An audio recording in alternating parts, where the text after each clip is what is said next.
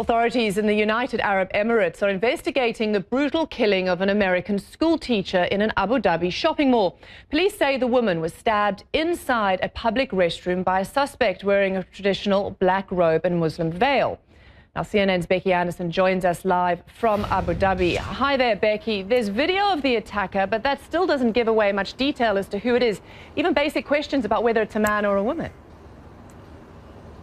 Correct, absolutely. What I'm about to show you, Robin, is CCTV footage of a person police here in Abu Dhabi say is the suspect in the stabbing of an American school teacher in a restroom in what is a high-end mall in the capital, just miles from where we are here. Now, these images released in the past couple of hours or so by the Ministry of Information here are of the suspect entering the facility from an underground car park sometime before the incident. The figures you see fully covered, wearing an abaya, black gloves and a face cover, or niqab as it's known locally. Now, the abaya is a black full-length gown traditionally worn by local Emirati women.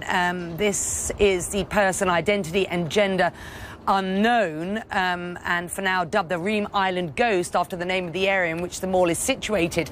Next scene, coming out of this elevator and talking, it appears, to a security guard to the right of your screens. And this is what happens next.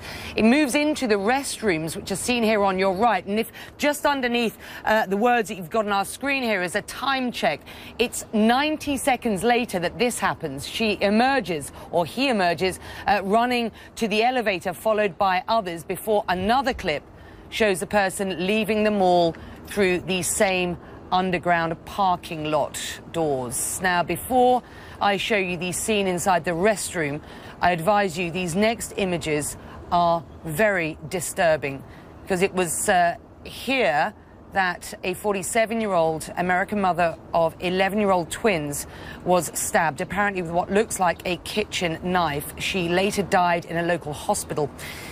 Now, the suspect is still at large. The ex-husband of the victim, we are told, is on his way to pick up the children who are currently in the care of local police here. Now, the US Embassy released a statement some hours ago, and a spokesman from the embassy has just told me that they are working with authorities here to seek further information.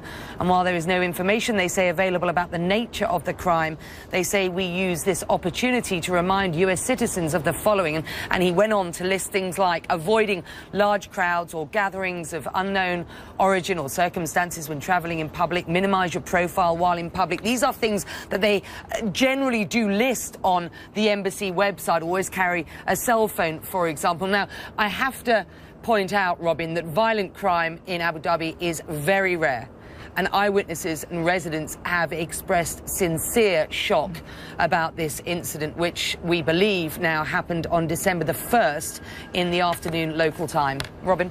I just want to ask you about the knife itself. We saw that picture, disturbing indeed.